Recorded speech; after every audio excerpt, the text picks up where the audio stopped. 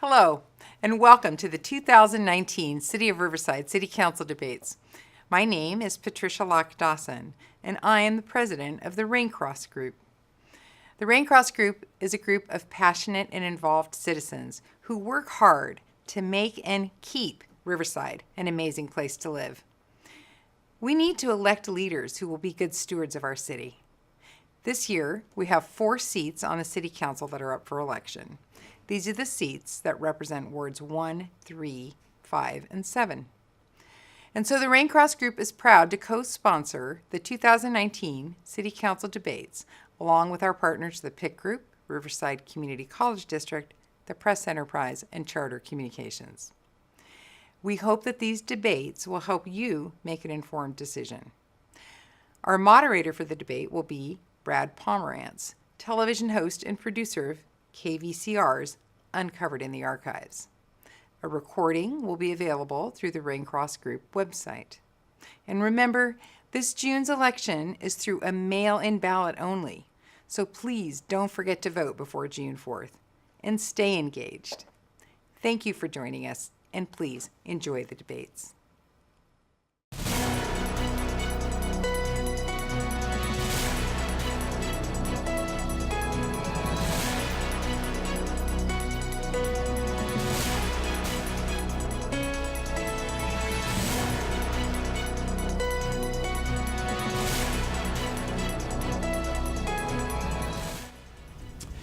Welcome to 2019's Riverside City Council debate for Ward 5. My name is Brad Pomerantz. I am the host of KVCR's Uncovered in the Archives, PBS for Greater Inland California. It is my pleasure to moderate this debate brought to you by the Raincross Group, the Pick Group, Riverside City College, the Riverside Press Enterprise, and Spectrum. This debate and all others will be streaming on the PE website. The candidates joining us today for the Ward 5 debate are Jose Armas. He is a business operator. Sean Mill. He is a businessman coach. Gabriela Plasencia. She is an educator, youth counselor. During this debate, I will ask a series of questions. Each candidate will have 90 seconds to respond. In my discretion, I will ask for follow-up. The debate will last approximately 1 hour. I will start with the candidate closest to me, 1, 2, 3. The second question will be 2, 3, 1, then 3, 1, 2, and so on. Let's start with our first question, and that will be directed at first to Mr. Armas, and that question is, briefly introduce yourself and in 2 or 3 sentences explain why you want to serve on the Riverside City Council for the next 4 years. My name is Jose Armas. I'm a longtime resident of Riverside, just under 19 years, with family ties spanning 6 generations. So needless to say, we have a vested interest in our city and in our ward. One of the main reasons I'm running for City Council is because of what I can bring to our city. My experience, my background, my diversity is what I can bring to my city. I'm optimistic that once my constituents hear my resume, so to say, they're going to be pleased with the things I can bring to the table, and I think it differentiates me a little bit. Thank you, Brad. Thank you. Let's speak with Sean Mill. Thank you, Brad. My name is Sean Mill. My wife Trina and I live in the Riverwalk Vista community here in the city of Riverside.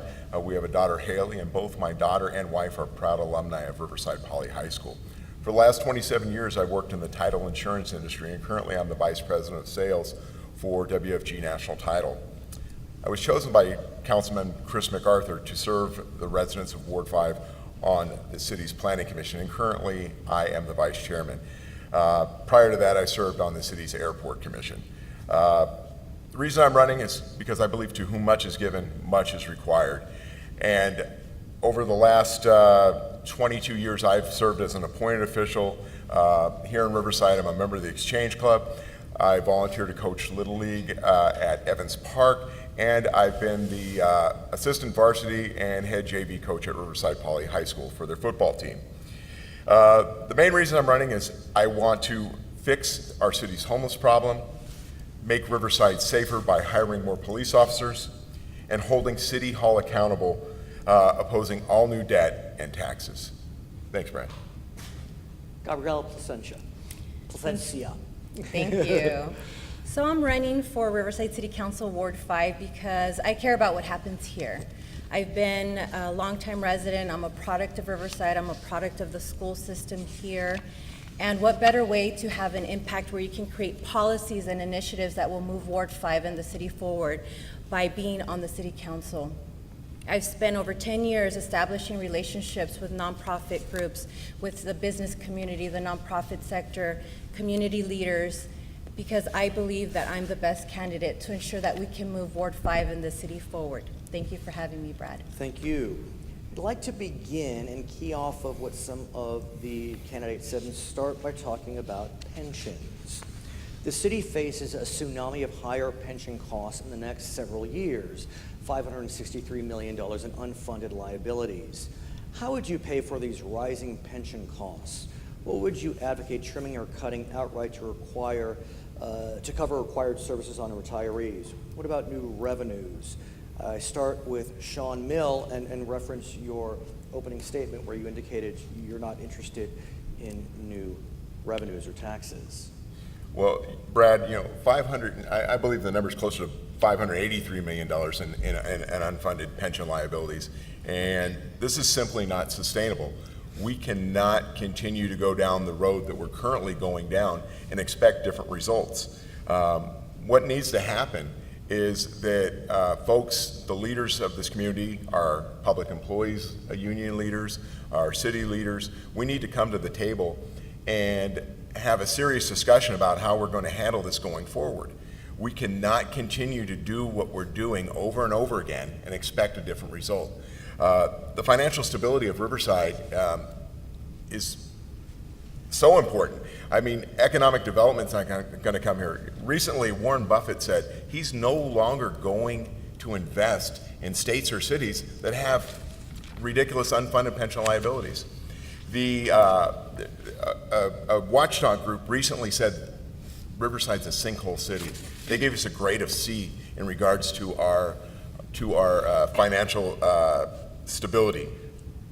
We need to fix that. So what would you call to cut since you're not interested in increasing revenues? Well, what I would call to cut, I don't know that we need to live within our means. The problem is that we continue using money. We recently spent $60 million on a library downtown. Is $60 million for a library the best use of taxpayer money? I mean, can we not get a great library for $40 million? We bought 16 brand new fire trucks recently. 16 brand new fire trucks, and not all of the fire trucks can fit into the fire stations which they serve. Again, that shows that there wasn't a lot of forethought before they went out spending money. So we need to be good stewards of the money that we're bringing in. Ms. Placencia, Yes. how would you respond to the concern about pension costs, the increasing pension costs, $563 million of unfunded liabilities? Well, as a budget engagement commissioner, we talk about this all the time. We need to look at a balanced approach, looking at bringing everyone to the table. We do have some great city services and employees that do a lot to attract, in my opinion, new businesses, to maintain the quality of life that we have here. So I think we need to, when we're looking at where we're going to cut, we need to bring everybody to the table to make sure that we can still maintain those great city services that we promise those that come to live in Riverside, come to shop in Riverside, and come to open their business here. So we need to look at that balanced approach to really pay down the debt. Riverside has handled, the last downturn with the economy in 2008 well, because we're looking at financial planning. I think we need to continue to be proactive as to what we're doing to pay down our pension obligations, and some of those things are looking at sitting down at the bargaining table with some of our employee groups, looking at new infrastructure that we can get some return for our dollars to grow economically. Do you believe we can grow our way out of this? Do you believe the city should sell off some of its assets, questionable whether the city owns some of those, since Public Utilities owns most of them. How do we get out of this? You know, I'm not in favor of selling our public utilities. I don't know if that's what you were alluding to. No, meaning the city owns many buildings. Right. We could sell those buildings. We definitely have to look at a new revenue system, because we do have a huge debt that we have to pay down. We are making some strides as to paying some of these early to ensure we're lowering our interest rates on those. So we need to look at all new revenues. We need to look at what we can do, looking at some of the Measure Z funds and what we're funneling that money to. I think with those funds, we've been able to pay some things down, and I think we have some ways to go, and it's about partnering with everyone in the community, our employees, our business community, to ensure that we are making some strides to paying down the pensions. Jose Armas. You know, Brad, there's a lot of piece to this puzzle. But I think at the beginning, as a business person, the beginning begins with transparency. We need to be transparent as a city to all involved, all parties affected. And I think by being transparent, we're all pretty intelligent people in Riverside, and we know that a dollar can only go so far, that the bucket can only hold so much.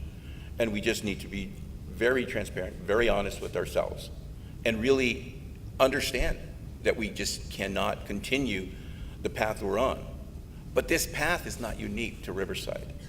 This path is challenged by all of our friends east, west, north, and south of us. That being said, our friends very close to us, only 20 minutes away, in San Bernardino, got into some real trouble as it related to pension reform. Correct. They couldn't engage in it, and as a result, they went bankrupt. Riverside did not face that fate. What do you hope to do to avoid the sad result in terms of what our friends in San Bernardino saw? So I have clients that reside in Riverside, and they're city clients. And what they basically did, Brad, is just buckle down and weather the storm. It's unfortunate, it's a struggle. Many people left, many people stayed. But it's a reality of business. The city, I see the city as a business. It's pretty much the way my business operates. If we choose to not manage those funds properly, and if we keep wanting to spend above our means, then the inevitable will happen. We need to stop at some point. I'd like to ask our candidates, if elected, very simply, what will be your top 3 priorities? Literally, I'd like you to say 1, 2, 3. Nothing more, nothing less. We're starting with Gabriela Plasencia. Thank you. When elected, I will focus on growing economically. I will ensure we have the money and resources to maintain our green spaces. And 3, ensure that our city is safe and we continue to invest in our public safety officers in order to keep our city moving. Thank you. Jose Armas. Financial responsibility, business involvement, business culture, and homelessness. Sean Mill. 1, fixing the homeless problem. 2, making our community safer by hiring more police officers. And 3, holding City Hall accountable for their use of your tax dollars that they're collecting already. Let's talk about homelessness. Riverside has reached out to communities and church groups and even created the new Office of Homeless Solutions. We know in the 2017 point in time count, there were almost 400 homeless in Riverside, which is actually down a bit from earlier in the decade. The 2019 numbers have not come out. I ask, should the city offer more shelter or services, or would you encourage more support for homelessness, for the homeless otherwise? How should the city approach this challenge? And please be specific. I start with Jose Armas. So Brad, I have a personal interest in homeless. There's a part of my story where I was. So it gives me a perspective that I don't think very many people share. For whatever reason, I went there. But we need to understand that there's not one answer to this issue. You know, we need to address the medical side, the mental side of our homeless population, and that's going to require cost and housing and special needs. There's those that just need a little help to get off their feet with our Housing First program is helping. Right, but what specifically, should you be on the council, what specifically would you advocate? Would it be for more shelter beds? Would it be for more wraparound services? Would it be to clean out the riverbed? What would you propose? Well, we need to address those in 3 different phases. There is, and everybody wants that one answer, that magic pill to fix a situation that we've been dealing with for many, many years. When I moved into Riverside just under 19 years ago, it wasn't there. So just in 19 years, it's grown tremendously that I've seen. Would you support a homeless shelter in Ward 5? There's actually developing a Housing First program in Ward 5. The Michael's Church is one of the facilities they're looking at. Sean Mill, would you support a housing shelter in Ward 5? Brad. And answer the question otherwise. Okay. So the answer to that question is, I believe that every ward within the city needs to do their part in regards to transitionary housing. I believe Ward 1, 2, 3, 4, 5, 6, and 7 all need to step up to the plate and bring more transitionary housing to the city. Why? The Boise decision by the Ninth Circuit has told cities that we cannot really enforce the laws such as loitering, trespassing, all the other various and sundry issues that we face unless we have a bed to put folks in.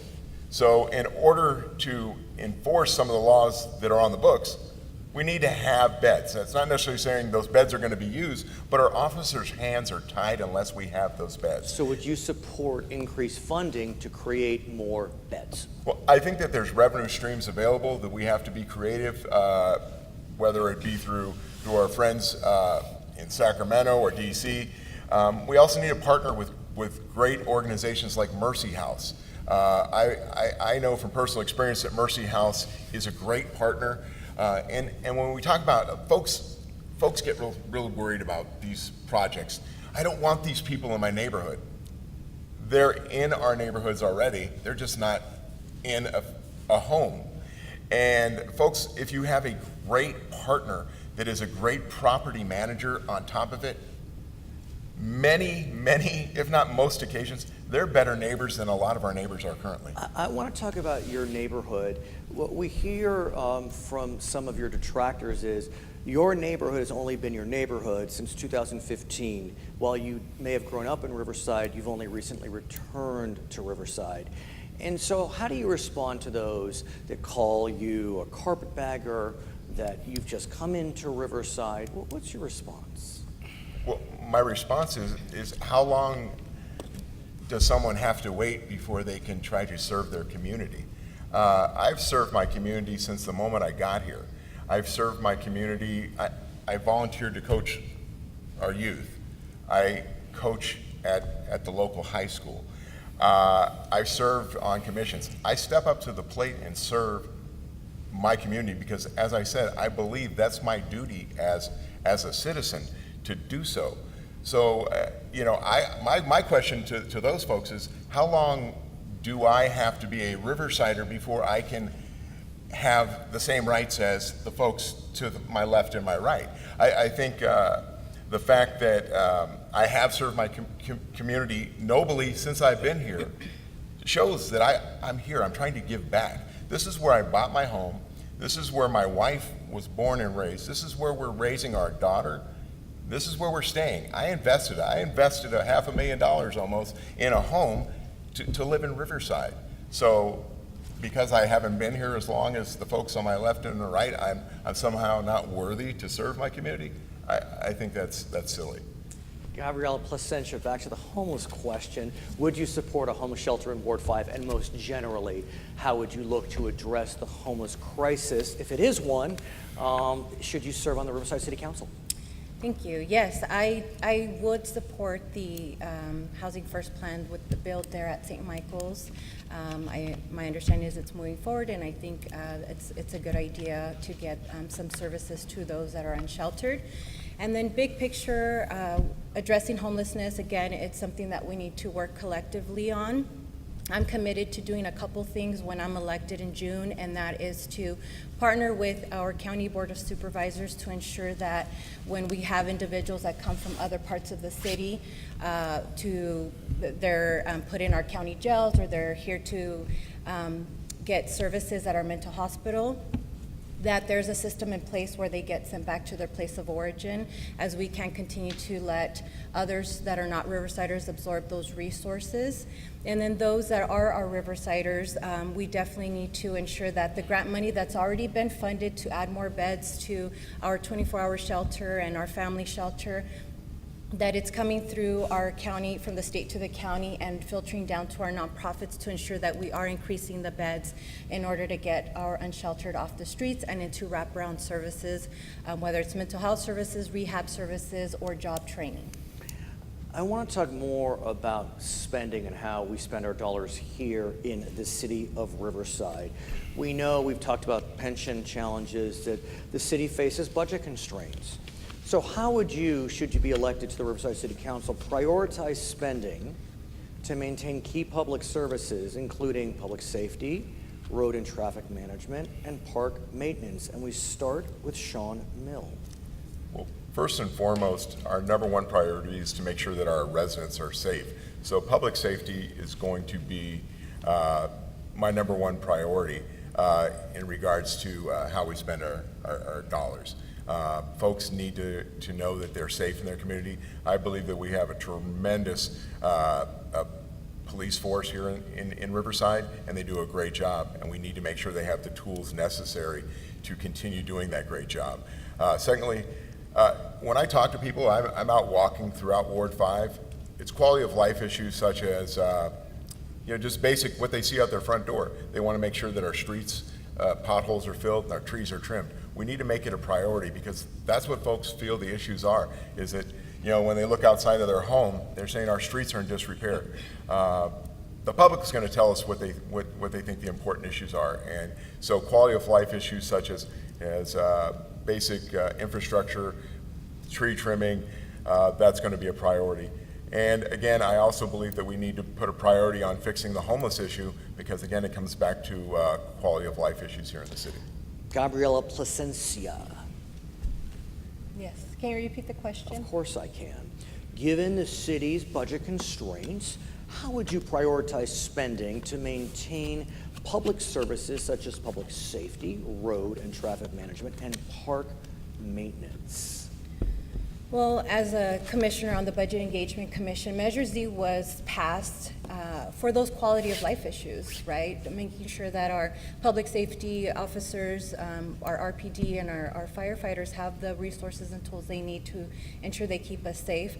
And that's where what I do now is advocate to ensure that those funds are spent on infrastructure, paving our streets, our public safety, and ensuring that we have clean and safe parks to take our kids and our grandkids, right? And so those are some of the things that I will continue to advocate for, partnering with our city leaders, making sure that we're strengthening those relationships with our manager, our city manager, to ensure that when he's meeting with his staff, that we're prioritizing what we need to prioritize to ensure that our city services are where they need to be while maintaining and balancing our budget. And I think we can do both.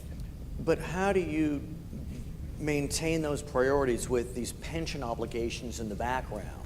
That's something that we're already working on, so I think it's not something new to the city. And so we have been, I believe, in my opinion, have been very proactive in working towards paying the pension obligations.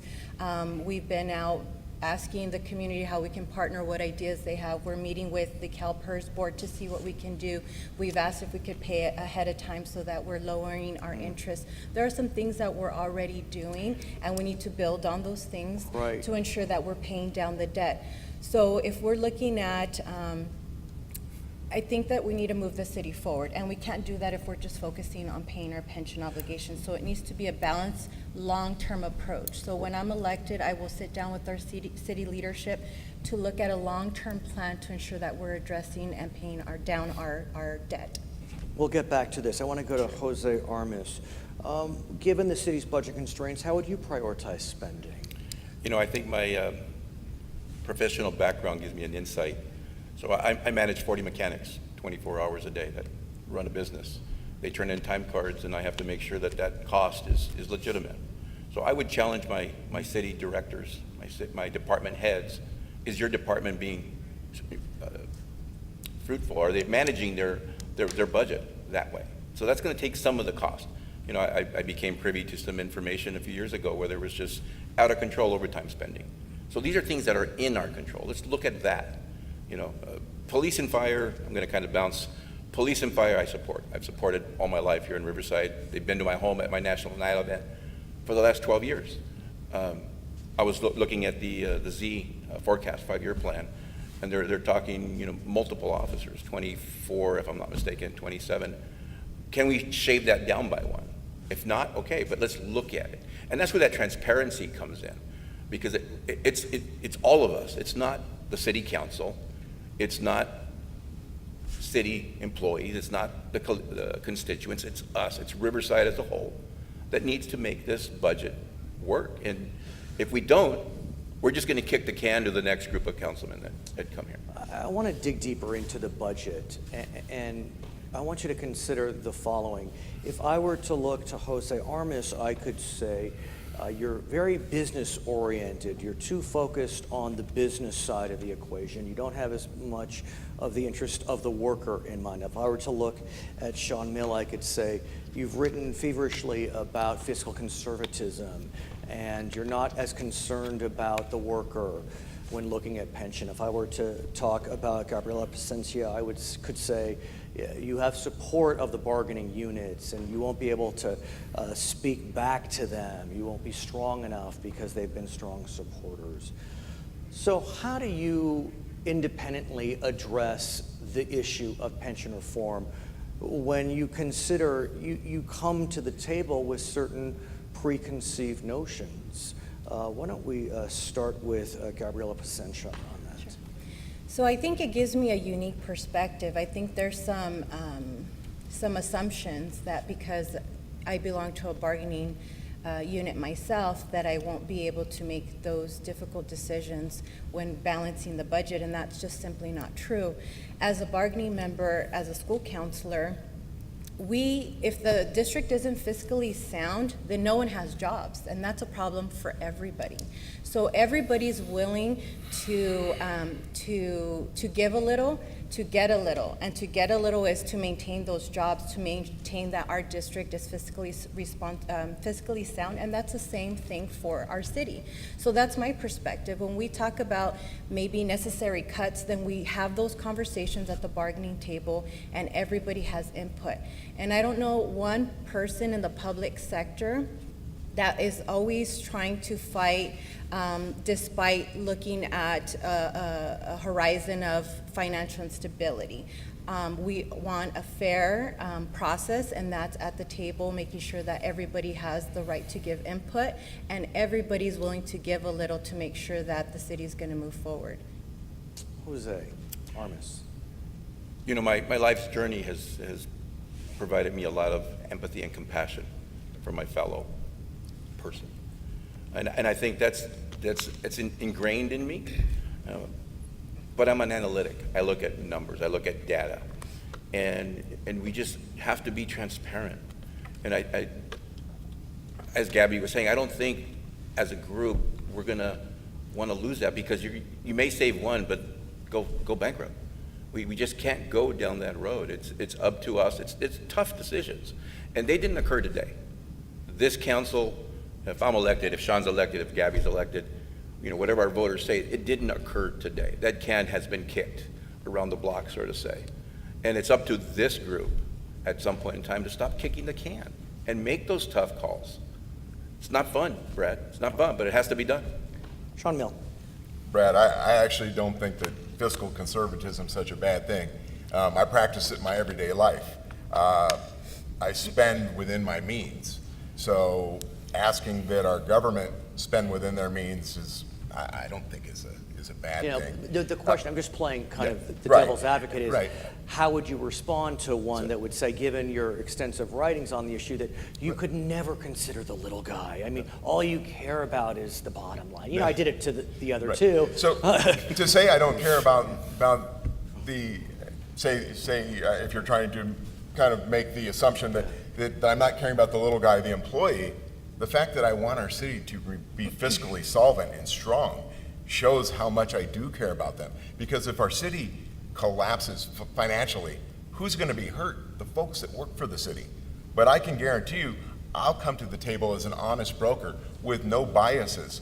I'm not funded by the unions when I sit at the table. I'm there representing everybody as a fair and honest broker. I have vowed not to take public employee union money now or after elected because I want to be a fair and honest broker at the table, equally representing them, the taxpayers of this community as well. So I'll be sitting at the table as a fair partner with no biases up front. I haven't been bought or sold by anybody.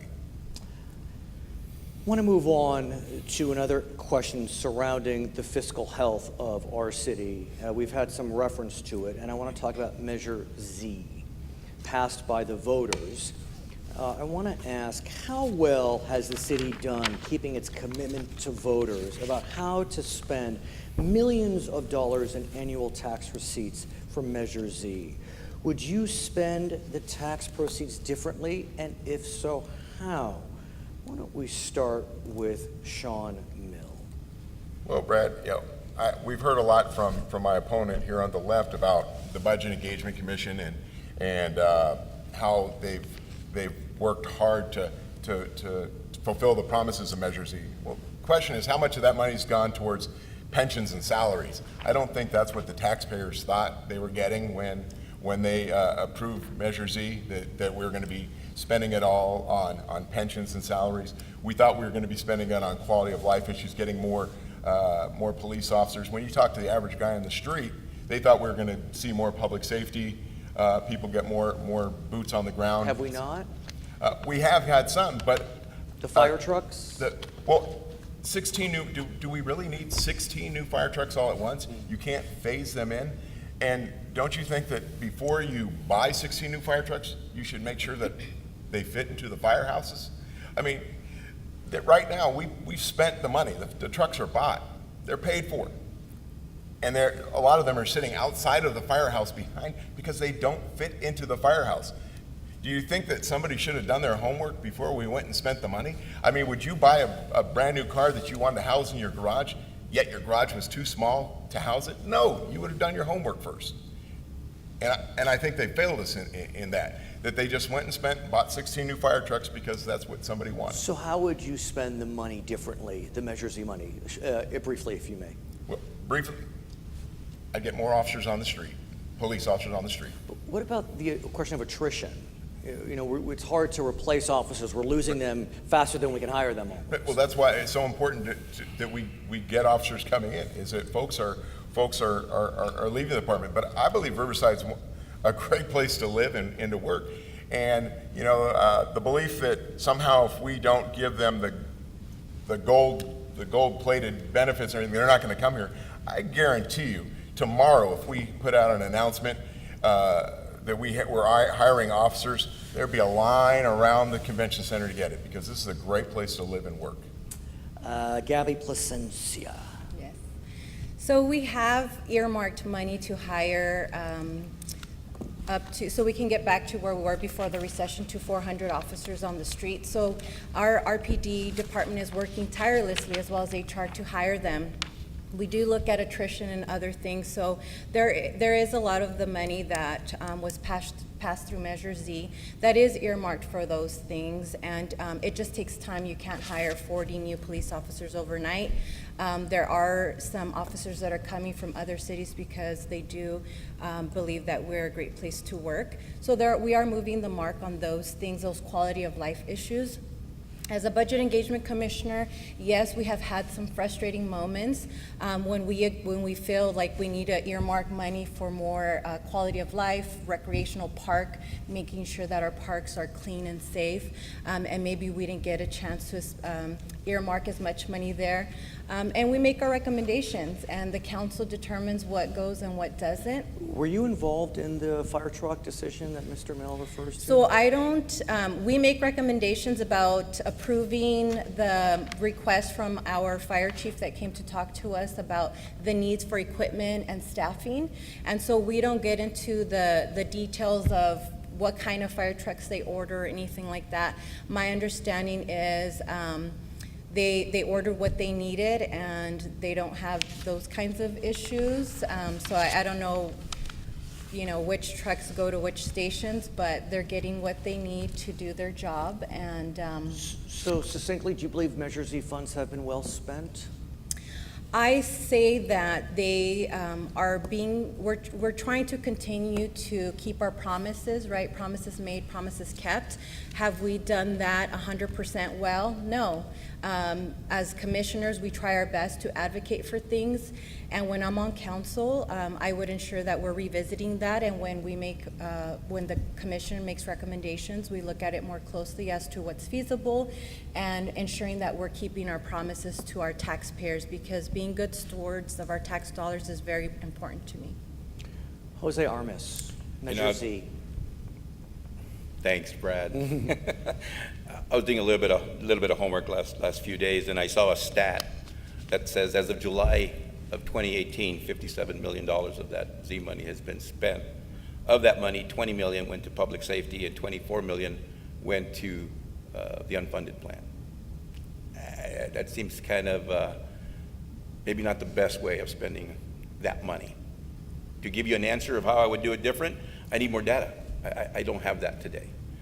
But when you're looking at 44 million out of 57, what does that leave for what Joe Public thought he was saying yes to when he said yes to? Well, let's open that up. I think it's a fair question. The three of you have expressed severe concern as it relates to the pension crisis. One could argue paying down $24 million is a pretty good use of funds, considering that we have over $550 million. Do you believe it was a poor use of funds to pay down $24 million?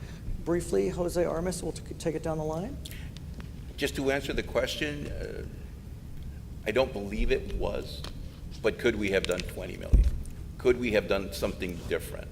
Could we have allocated the money a little bit different? Because again, it's a bucket that needs to go a long way. And if we're just going to keep doing this, then are we really looking at the problem? Are we really trying to identify why does this debt keep growing, and how do we stop that? Sean Mills, you made similar reference. Sean Mill. Well, Ms. Placentia used the term promises made, promises kept. When this was floated before the voters, was that what the promise was, that we're going to use the money to pay down the pensions? I think it was probably a little bit, that's not what they got. But let me ask you, though, I hear you, I do, but you've expressed some serious concerns about the pension obligations, and so what do you make of the fact that $24 million was used to pay down that debt out of Measure Z funds? Again, if you're going to tell the voters that they're going to get something as a result in order to get them to vote for it, let's just be honest about what it's for. If they say we want to put a tax, we want to raise taxes on the people of Riverside to help pay for the pension liabilities, let the voters decide that that's what they're voting for. Don't tell them you're going to get the shiny new coin over here and then they get a lemon. I find it funny is that Ms. Placentia wants to take credit for all the good things the Budget Engagement Commission is, and that somehow that the Budget Engagement Commission is she should be credited for that. But when we have the failures, then it's the City Council's fault. And what was the failure? The fire trucks. It's not the Budget Engagement Commission's fault that they bought 16 new fire trucks. It's the City Council's fault. But yet she wants to take credit for the other things at the Budget Engagement where there's been successes. So how can you have it both ways? How can you have it that, I should get credit for the Budget Engagement Commission's work here, but I should get none of the blame? Either the commission is responsible for these decisions or they're not. Either the City Council is the... So, Ms. Placentia, let me ask you, do you believe that are the 16 fire trucks an issue? I mean, is that... I've talked to the fire chief. I've never heard that. So, and I don't place those specific orders. I don't work for the city. So let me ask you then about the $24 million. Do you believe it was an appropriate use of Measure Z funds?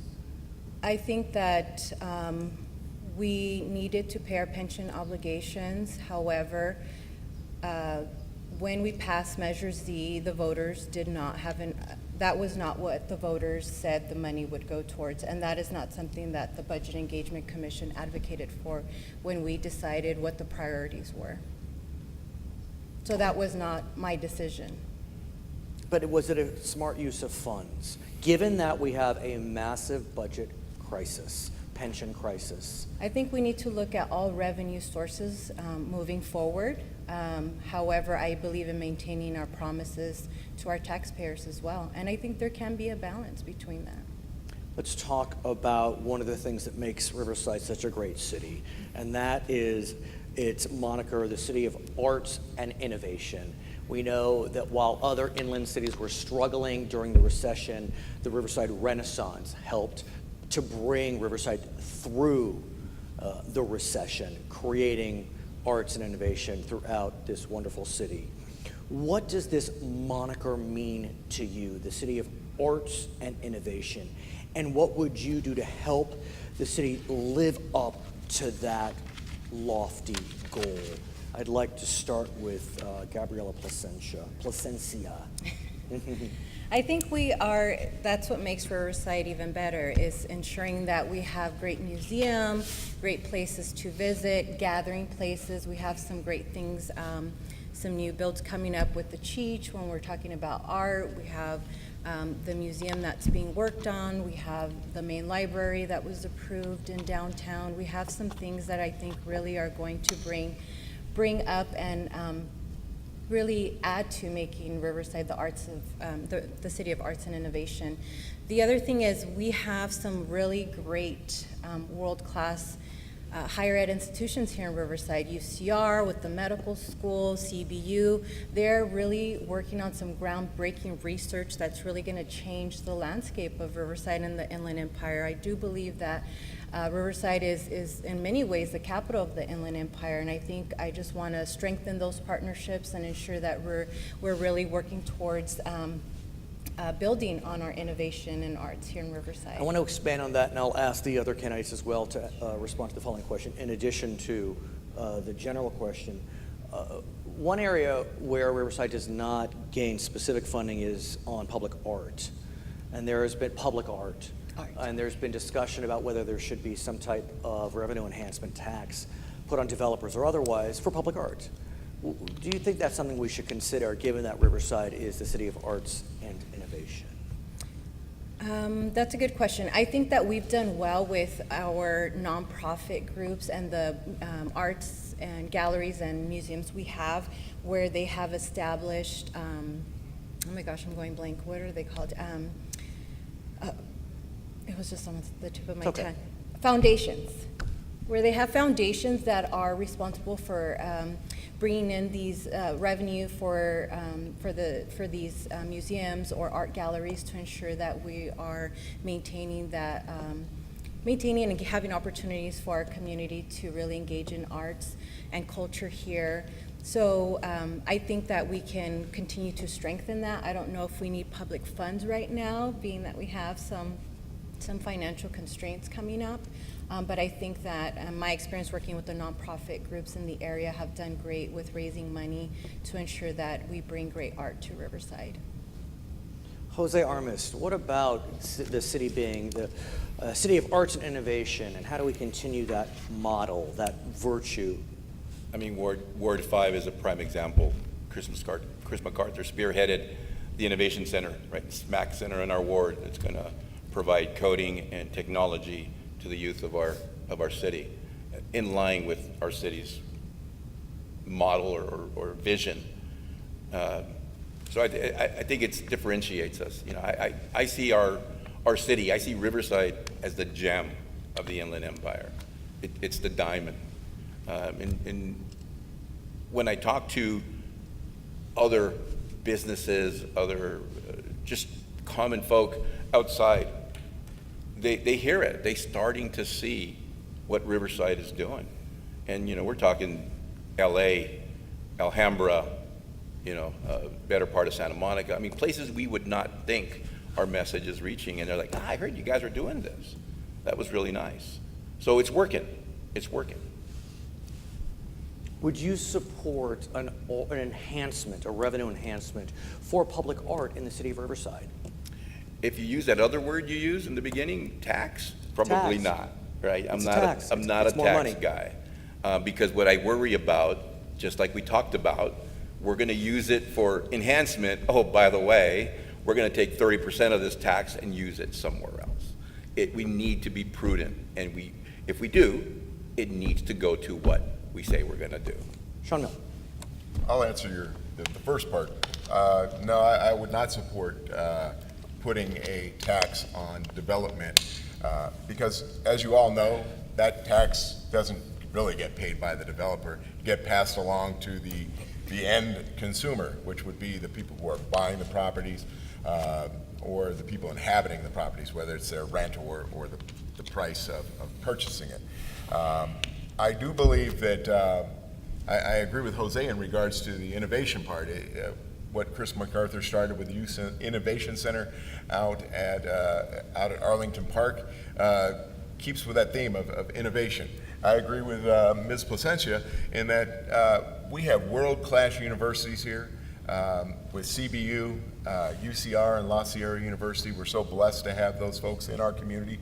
And I believe that if we partner with them, we can enhance the innovation piece.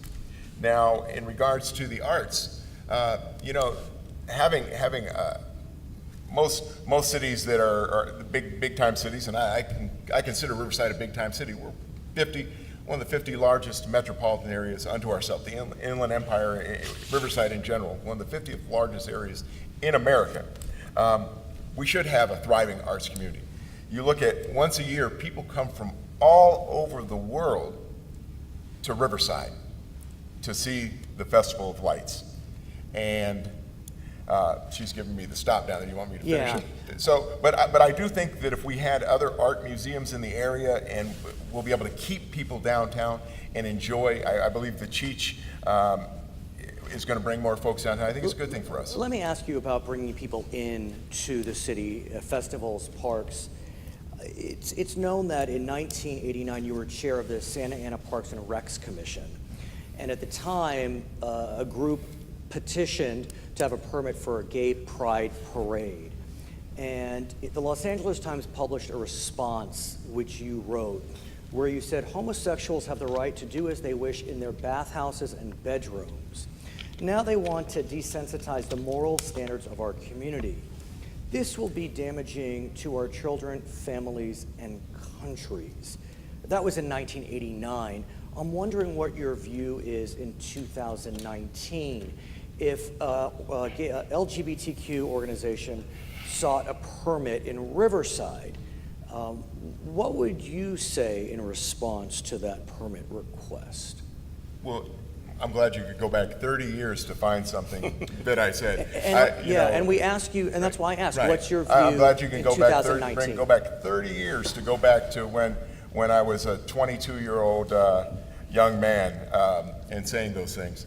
Now, over the past 30 years, I would, again, you go back to Orange County when that letter was written, times were different. You go back 30 years, folks have different feelings about things. But do you have different sir, let me feelings? get to that. Over the last 30 years, I've evolved. In 1989, I believe, when that letter was written, I probably knew gay people, but I didn't know they were gay.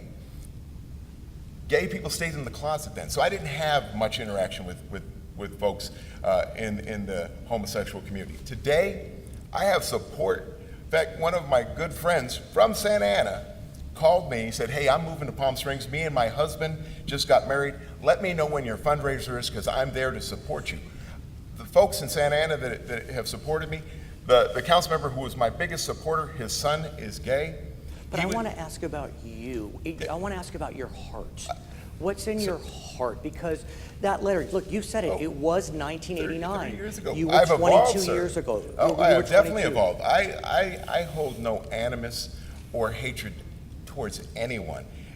If you're a good person, I love you. I believe in Christian ideals, and I love my neighbor, whether they be gay or not.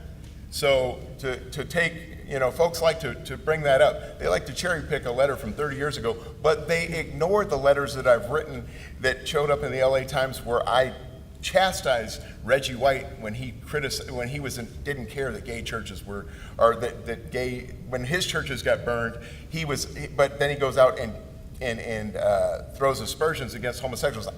I called him out on the carpet about that. So, but folks want to cherry pick that letter, but they ignore the other letters that I've written over time. Yeah, and all I'm asking is, what's in your heart today? I look at that letter. I love all people. I have, again, like I said, I have support from the gay community, and that's in the past. Thank you. I would like to talk about universities, because you had brought up universities. And I'd like to ask, what would you do as a council member to leverage the strength of multiple local universities and colleges like we are at today, Riverside City College, to help increase prosperity, opportunity, and quality of life in our wonderful Riverside? And please be as specific as possible. Who goes first this time? Jose. I knew you were going to do that, Brad. In a good way. It's good to No, be it's first. all good. It's Jose all good. Armas. It's all good. Can you repeat that question? Of course I can. What would you do as a council member to leverage the strengths of multiple local universities and colleges to help increase prosperity, opportunity, and quality of life in Riverside? Well, I think this facility here is a leader in that very question. They are allowing students to come into this school with no upfront cost, fully funded, fully paid. The only commitment they have is they maintain a certain GPA. I forget what it is, because my daughter went through the program. Wonderful. And you got to finish in 2 years. It keeps them streamlined, keeps them focused. If you want to change your career later, you can. But this is a real good example of how we do that. My wife's a graduate of CBU, and now she's a school teacher in our USD. So she's giving back. So I mean, it works.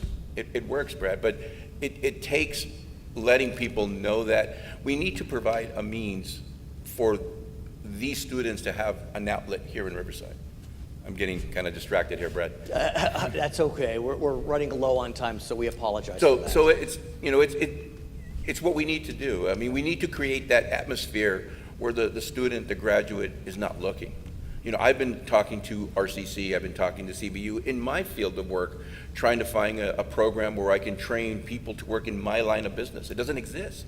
So we need to find them with no skill, train them up for 3 years to do the kind of work we do, because that type of work, that type of course is not taught. So what an opportunity do we have? Sean Mill. Again, I think we're blessed to have, RCC is an amazing college, and we're blessed to have CBU, La Sierra, and UCR. I'll stick just because for sake of time, I'll stick to CBU. CBU is an absolute blessing for Ward 5. It's beautiful. It is amazing what it's doing along Magnolia Avenue. It's changing the face of our community. I think what I would like to do is find out what kind of jobs do we need to attract to Riverside, because kids are coming here to go to school and they leave because we don't have the jobs available for them after graduation. I want to have the talk with our education leaders to find out what kind of jobs do we need to attract to Riverside. Who should we be going after so that when these folks graduate from college, they stay here? Because I know they love Riverside. They spent four or more years here in town. I know they love it, and they'd love to stay. We need to attract jobs so that we can leverage that education they got here. Gabriela Plasencia. Yes, well, as an educator and a counselor, I love the institutions we have, so I would continue to strengthen those relationships we have with our K-12 institutions. So 2 things I'd like to work on is to really focus on our new career technical education programs that we're working on, both with Alvord Unified and Riverside Unified, to really create that pipeline from our schools to RCC, to CBU, and the other institutions. The other thing is, with the green belt there, we have a big ag community. Alvord has the last FFA and Plant Animal Academy in the area, so I'd like to really work to build on Grow Riverside and partner them with our school districts to really have more opportunities for fork-to-table opportunities for our community. Our final question will be as follows. By many measures, Riverside is a good place to live. It's a crown jewel in the Inland Empire. What specifically would you do to help Riverside make the leap from a good city to a great one? Are warehouse and construction jobs enough to push the area to the next level? Or does the city need something else? What would you do? Give us your big picture thinking as we conclude this very interesting and well-delivered debate, I must say. Congratulations. What would you do as a member of the Riverside City Council representing the great Ward 5? We'll start with, were you first last time, Sean? I believe. Jose was first. I was first. Okay, so we're going to start with you, Sean. Okay. Well, I personally believe, I'll take a difference of opinion. I think Riverside's a great place to live. I like it. I could have lived anywhere I wanted. I chose to be a Riversider. You know, you brought up earlier, oh, you just got here. You know, so by the grace of God, I wasn't born a Riversider, but I choose to be here. And I could have chose to live anywhere else I wanted. I choose to be here because I believe Riverside is great. I think the diversity of our community, just leads to it's just an amazing place. In Ward 5, we are so blessed to have the Green Belt. The Green Belt, if folks don't understand, they live here, they take it for granted. The Green Belt is one of the last bastions of agriculture in Southern California. We live in a suburban area full of housing tracts, and we here in Ward 5 especially are so blessed to have the Green Belt. So I want to make sure that we continue to make sure that the Green Belt is sustained so that we don't lose it to new housing like Eastvale, the dairy farms in Eastvale, or Orange County. I grew up around lima beans and strawberry fields. They're all gone, they're subdivisions. So we need to make sure that the Green Belt is sustained and we keep it agricultural and going forward. When you talk about warehouses, now I'm not opposed to the warehouses, but we also need to, what I want to do is I want to bring in all kinds of new jobs at all higher, middle and low. We need all jobs here in Riverside. Sean Mill, thank you. I'll move to Gabriela Plasencia. Yes, so there's so many things, but to be brief, I'd like to really support the expansion of the UCR Medical School. I'd like to work with our state legislators and all other stakeholders to bring a law school to Riverside. I'd also like to build on Grow Riverside and really maintaining our green belt, put the Citrus Park on the map. I sit on that board as well, so that's a hidden gem of Riverside that I'd like to partner with our state legislators to get some of that money to really have somebody get off the 91 freeway to visit our state park, and just continue to build on the arts and innovation that we have in the city. For me, it's about strengthening the relationships, building on those partnerships, looking at all levels from the state level to the county level to the city level to ensure that we continue to make Riverside an even better place to live. Jose Armas. As a longtime resident here, a reality struck me as I walked my ward, is that in Ward 5, we literally have two wards. We have North Arlington and we have South Arlington. And they're two different worlds. They're two different worlds. Some people have said I'm a wishful thinker and corny. I'd like to bridge those two and make them Arlington and just bring that home. Because they're great people on both sides. As I sit in their yards and talk to them, they're just great people. They just don't know of each other. So let's help that. I want to start in my ward. If I can't affect change in my ward, how am I going to affect change in my city? I'm a firm believer in your voice matters. It's my ward, my constituents, whose voice I got to hear. I got to measure that with the needs of my city and make those tough leadership decisions, but I still need to factor their voice. And I think we lose sight of that sometimes in politics. I think we forget why we ran and we get complacent. And complacency is not a good thing for bringing people together. I mean, that's a small piece of what I want to do. Obviously, the Greenbelt is near and dear to my heart. You know, I've shared in many other debates. I would go to Stockton and pick fruit with my family every summer. That was what we did in summer. As an 8-year-old, we didn't see that as work. We saw that as camping. You know, it was different back then. So the Greenbelt is home to me. We got to maintain that. We got to maintain that. You are looking at the next councilman from Ward 5 in the city of Riverside. I want to congratulate on an excellent job Jose Armas. He is a business operator. Sean Mill, he's a businessman and a coach. And Gabriela Plasencia, she's an educator and a youth council. We thank you so much for joining us on today's debate. This has been brought to you by the Raincross Group, the PIC Group, Riverside City College, Riverside Press Enterprise, and Spectrum. I remind you that this is an all mail-in election. Ballots will be issued on May 6th. They need to be returned by June 4th, when ballot counting will begin. My name is Brad Pomerantz. We thank you so much for joining us for the Ward 5 2019 Riverside City Council debate.